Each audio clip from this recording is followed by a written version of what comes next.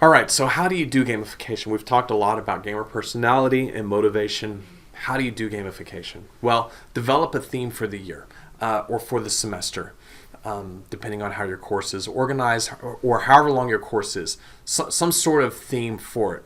So I taught a lot in K-12 schools.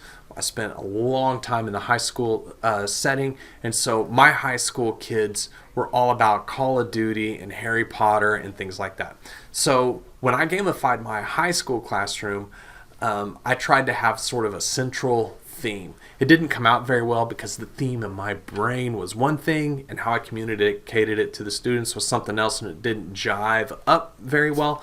But think about if you have students who have gone through grade school, your own children that have gone through grade school, most elementary teachers have a theme in their classroom.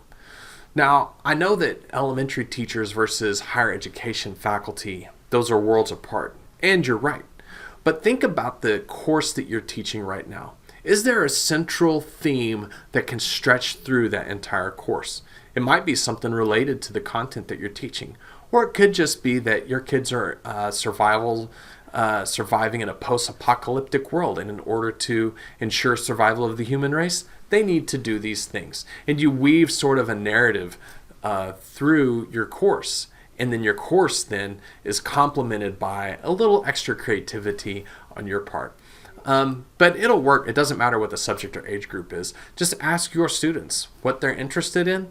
And it may be something where you set your course up like The Bachelor, where you have a rose ceremony. I don't know. But think a zombie apocalypse or Star Wars or Monopoly or some sort of pop culture thing that your students are already doing. And then see if you can organize your course in such a way that you include elements of that pop culture icon. Then change your vocabulary. So in games, you are on quests, or you're on missions, or you're exploring the world, or something along those lines. So homework for me, it was a change of vocabulary. Homework became quests, quizzes became checkpoints, and tests became boss fights. Why did quizzes become checkpoints? Because in every game you play, if the character dies in the process of the game, there's always a spot that you go back to start mastering that material again. So provide that spot in your class. If students don't succeed the first time, what can they come back to start learning and mastering that material again? And then test, there's always some sort of boss at the end of a level where you have to demonstrate a mastery of all the content that you learned in that specific level or quest or mission of a game. When you get to the end, you have to demonstrate all those things. And so tests became boss fights. Now, I know that working on a semester schedule or a 6 or 8 week schedule can be difficult to allow flexibility in learning. But I would encourage you to consider opportunities for your students to have a chance to fail without punishment and then have a chance to redo. And again, just to relate some of my experience when I did this in high school, I told the kids, look, we have to get through the X and such material by the end of this semester. And this is where you need to be in order to be considered possible for an A or B. And so we worked with the students on that, and I would say that there was about 75% of my students who were right where I needed them to be at the end of the semester. And several of them took advantage of being able to redo material along the way. Grades count up instead of down, so instead of going through something that the students are doing and taking away 2 points here and taking away 3 points there and taking away 4 points there, count the grades up.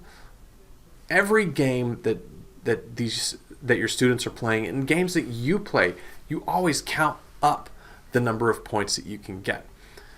Even in Monopoly, when you pass go, you get your $200. When somebody lands on the property that you own with the 2 houses and a hotel, you get that money. You also pay that money, so there is some up and down through that. But primarily, the goal of Monopoly is to count up your money. The same thing if you were to enjoy playing poker, or the same thing if you were playing Angry Birds. The goal is to count up the number of points, not get a demerit on the number of points. So consider making that small change in how you work through your course. Also, and I've mentioned this several times, failure is an acceptable part of the learning process. As long as your students are working hard, giving you a really good effort, let them have a redo on an assignment that gets failed. They're used to that. Games work this way. And if you think that it's just the young men in your class who are gamers, think again. It's almost a dead even 50-50 split in gamers between males and females. And for students under the age of like 25, something like 97% of them play games. So these are things that we have to consider, and these are things that our students are growing up with. For example, my son will, when he's playing a game, he will go into a level and die just to find out where everything is located, where people are hidden, or where somebody may be hiding, or where the enemies are located in general. And then he puts together a plan to account for that. Your students are used to doing things like that. So how can they do that in your class? Maybe they failed that test because they just wanted to see what it was going to look like. So what is your favorite game? Just take a moment and think on this. I've mentioned it several times. I love Tomb Raider. I also enjoy sneaking in some Angry Birds. And every morning while I'm waiting on my own children to get ready around the house before I take them to the bus, I play Plants vs. Zombies. It's just what I do. I really enjoy those games. And here recently, I've been on a FIFA kick, which is the soccer. We all have favorite games. I also love board games, and at our house we've got like 30-something board games, and we got two of them that are at Christmas this year that I have really enjoyed. One of them is called Scythe, Scythe, and the other one is called Terraforming Mars, and they are excellent board games. We have spent a lot of hours at the family table playing those. What are your favorite games? So, gamification mechanics. What makes a good game? And mechanics are those things that are part of the game that help you come back time and time and time again to play the game. All of these things are separate, and all of them are different, and you can't set your course up using just one of these, but you want to try and include several. For example, badges. These are rewards that you get, a visible sign that you've accomplished a specific thing. You get a badge. I mentioned earlier in Angry Birds, you get a badge for popping pigs. That's what you're supposed to do. You get a badge for breaking wood in Angry Birds. That's part of what you're supposed to do. So there's badges. How can you reward your students for doing what they're supposed to do? A badge could be something as simple as, hey, you've given 4 quizzes and you've got a student that gets A's on all 4 quizzes. Maybe they get a badge for that.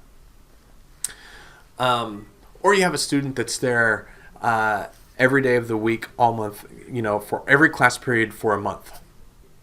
Maybe they get a badge for that. So what are those things that you want your students to do that they're already supposed to be doing? That's what you can provide a badge for. Be careful, though, with badges, because if you give a badge for everything, then it no longer matters. So be deliberate here and just think about those things that you really want to encourage your students to work towards. Experience points, these are the ways that another player can show to a colleague where they're at in the game. I've got these many experience points, how many do you have? And it provides some context for experience, because maybe if I'm talking with somebody that has more experience points than I do, they can provide guidance to me on how to navigate some things inside the game successfully. Another really important thing for games is choices. There's always choices. In fact, if we go back to the Angry Birds example, after you play a level of Angry Birds, you have a choice. If you have passed the level, you can replay the level, or you can move on to the next level. And if you've played Angry Birds for a while, and you've wandered, and you've have passed, say, 10 levels of Angry Birds, you can go back and play any one of those 10. I know your class isn't set up like an Angry Birds game, but think about choices that you can provide your students. You need your students to show you that they can master the content you're teaching. So how can they do that? Does it have to be a 10-page essay? And maybe it is. Or can they do something else? Can they put together a mini TED Talk about your content and what they learned? Or can they put together an infographic of the key pieces of information that they have learned? So think about some choices that you can handle as a faculty and instructor. What are some choices that they can have that can demonstrate to you that your students have learned? Give instant feedback whenever possible. I was in a workshop one time where the person was talking about feedback and said, if you really want your students to pay attention to their grades, don't put a grade on the assignment. Just put feedback. The second they see the grade, they tune out. I got an 82, I'm moving on. But if you just list feedback only, they go through it and pay more attention. Something to think about.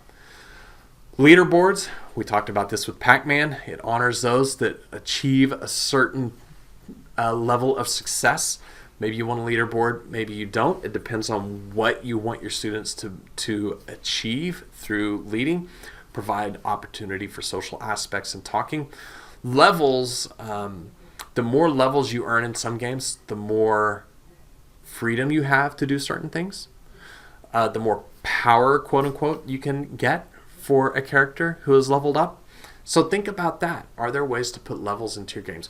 Guilds are groups of people that have similar sort of thinking. So go back to your history of Europe in the 1600s, where guilds were very popular. So in your own class, a guild could be groups. So that your students come into the first day of your course, you divide them into 5 unique groups. Those groups are now referred to as guilds. Achievements are things that students do that you feel like you need to recognize them for achieving a specific goal or doing something phenomenal. They get an achievement. A power up is something that allows the student to have a temporary upgrade in what they're doing. So a power up, think like this. When I taught high school calculus, a power up for me was the students could buy the opportunity to ask me a question on a test that they were taking. The more specific the question, the more specific the answer. That was a power up for them. They could also buy the power up to talk with another classmate in the hall for 5 minutes during a test. And the last power up was the ability to retake any test that they feel like they wanted to improve on. Those are power ups. For me, for my calculus kids, that they were really into how could they make the test a less stressful environment. So that was the power ups that I tried to find for them. You could have something like a homework pass or a quiz pass or something along those lines that gives your student a temporary benefit over others. And again, this is something that they can earn through your class by demonstrating to you that they're learning their content. There's items that they can have. So this may not work out quite as well in a course that's only 6 weeks long, but a course that's 18 weeks long. If they have earned enough credit in your class to buy a specific item that they could use later, like a get out of jail free card or something like that. Currency is just money, so you may or may not need a currency or economy for your classroom. And then Easter eggs. Easter eggs are fun because these are the things that are there that can complement what you're already doing, but can be like an extra bonus stop for your students.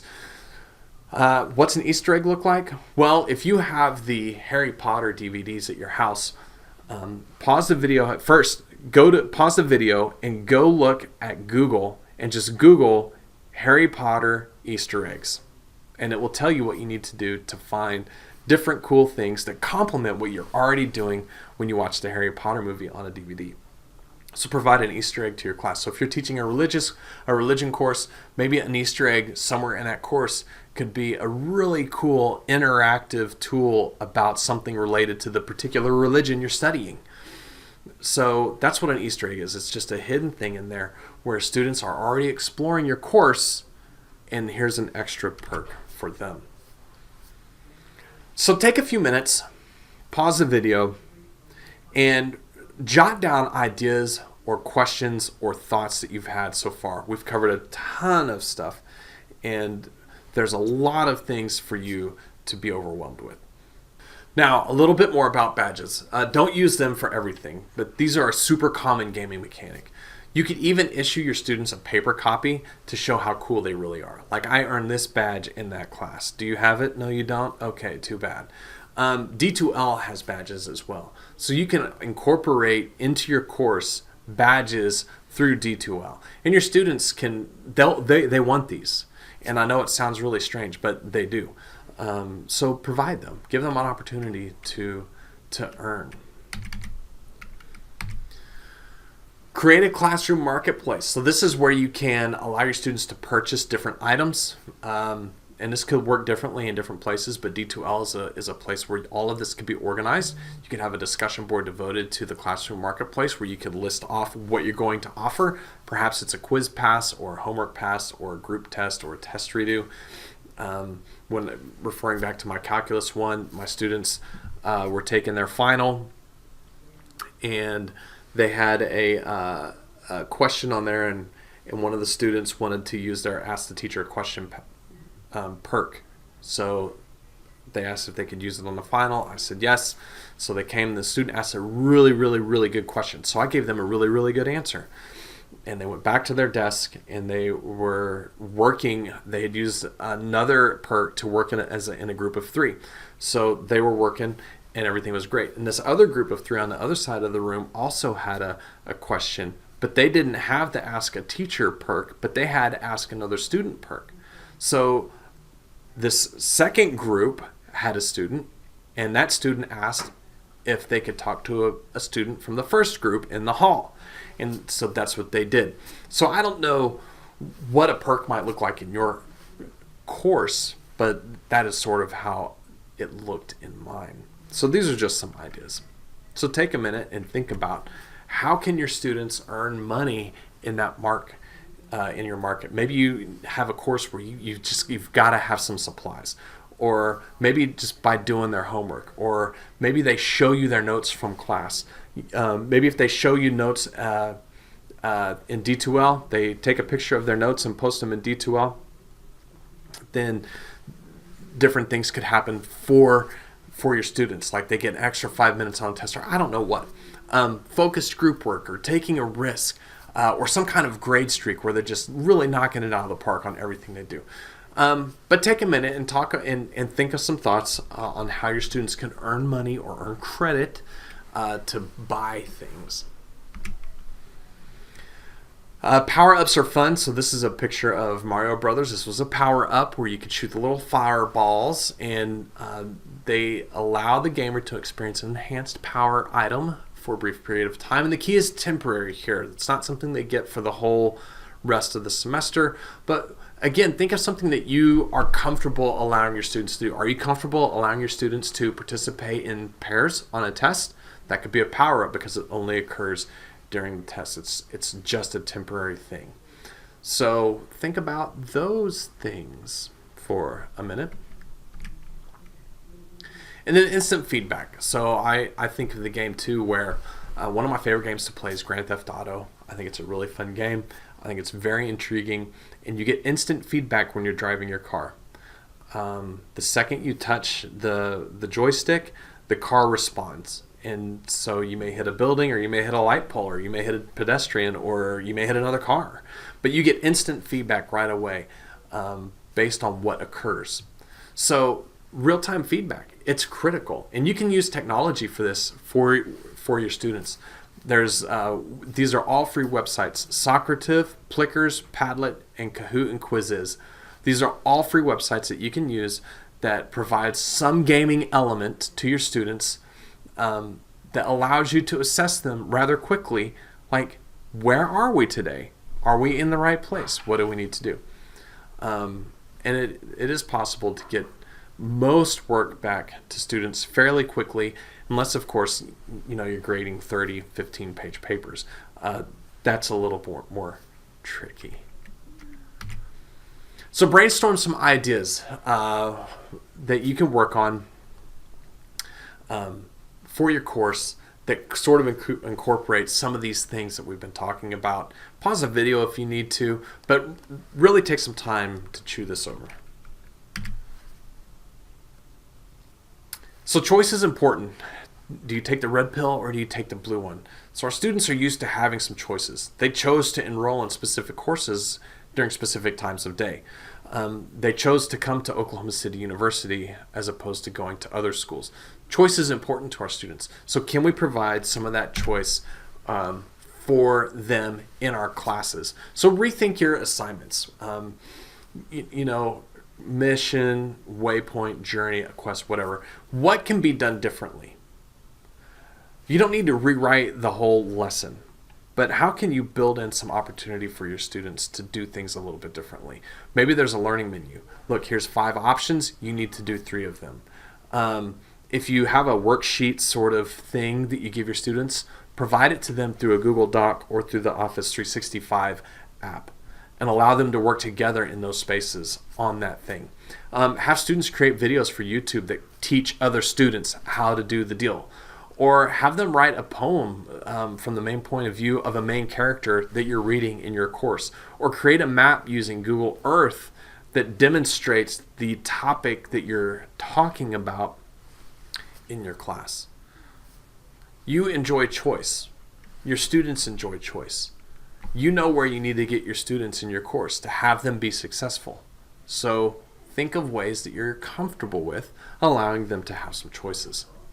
And then take a few minutes and jot some of those things down.